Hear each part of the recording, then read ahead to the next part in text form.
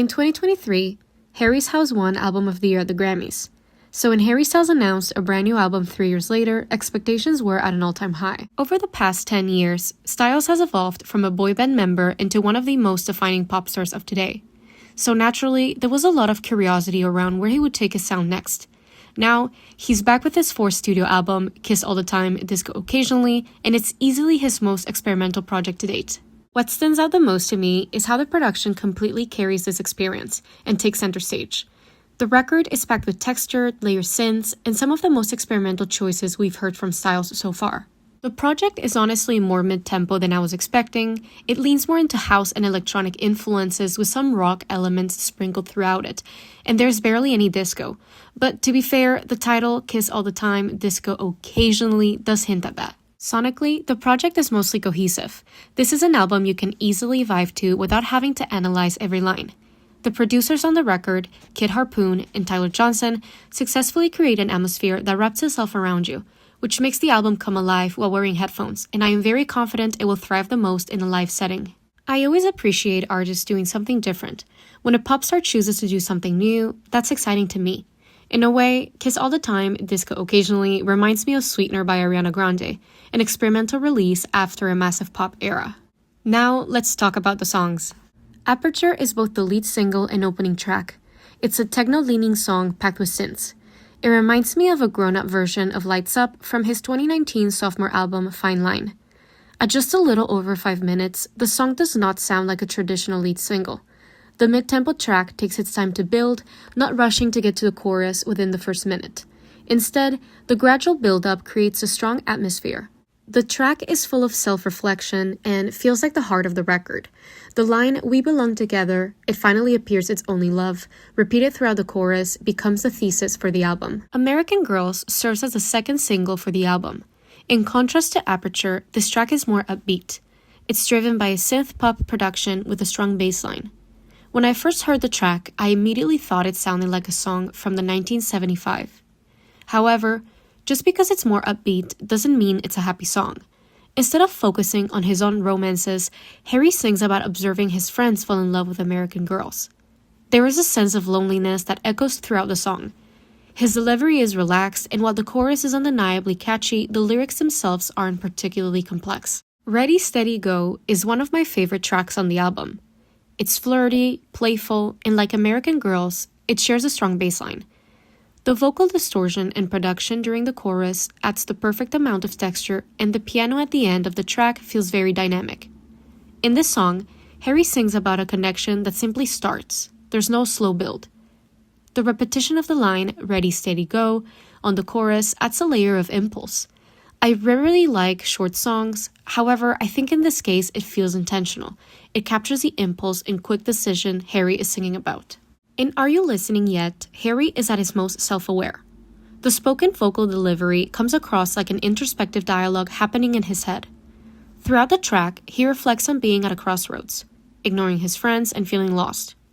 He is running out of choices and reminds himself to question whether he wants to remain on the path that is not fulfilling. The persistent drums creates an atmosphere of urgency, giving the song momentum. The guitar in the bridge is refreshing and breaks the tension while offering a brief sense of release. In contrast to Are You Listening Yet, the production Tastes Back is lighter, smoother, and feels nostalgic. On the track, Harry sings about reconnecting with a past lover. In the line, "Tuck in tongues, no common sense, like two old friends," he seems to fall back into familiar habits with his ex. However, that comfort is immediately interrupted when he questions where they found the confidence to call him baby. Throughout the song, Harry questions whether his ex is reaching out from a place of genuine growth or reaching out of loneliness. The Waiting Game is another favorite of mine. The production is slower and sweet.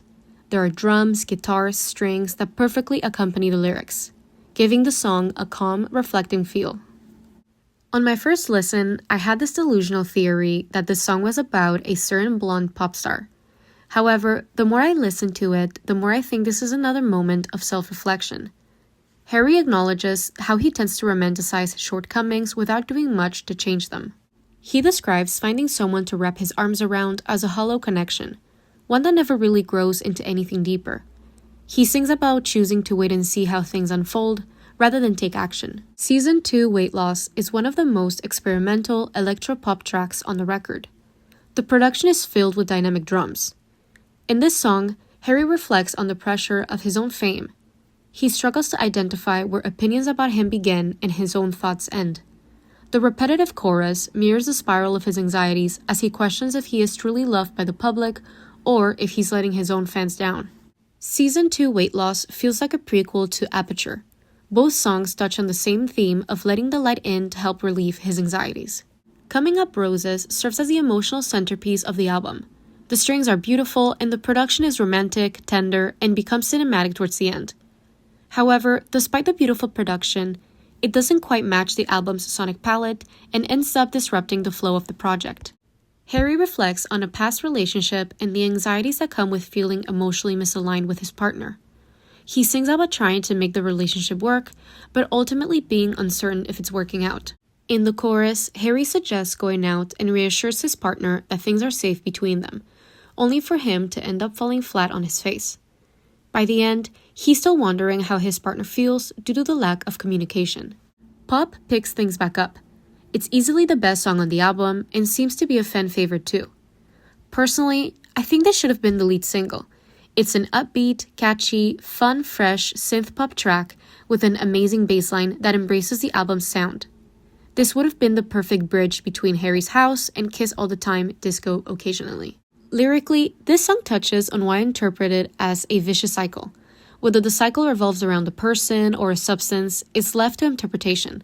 In this song, Harry leans into that cycle as a form of escape, choosing to live in the moment without worrying too much about the consequences. Dance No More is another great track on the record. The production is groovy, disco, and the vocal distortion adds texture to the track. Harry sings about being unsure if he should stay in the environment he's in. However, the music pulls him back in while he stays in a mindless state. Harry fully immerses himself in the crowd, letting the music take over and dances along to the music described as heaven sent. Paint by Numbers is another slow track. In this song, Harry struggles with the image the public has placed on him since he started his musical career, and the pressure to uphold this image in order to keep his fans' hearts from breaking.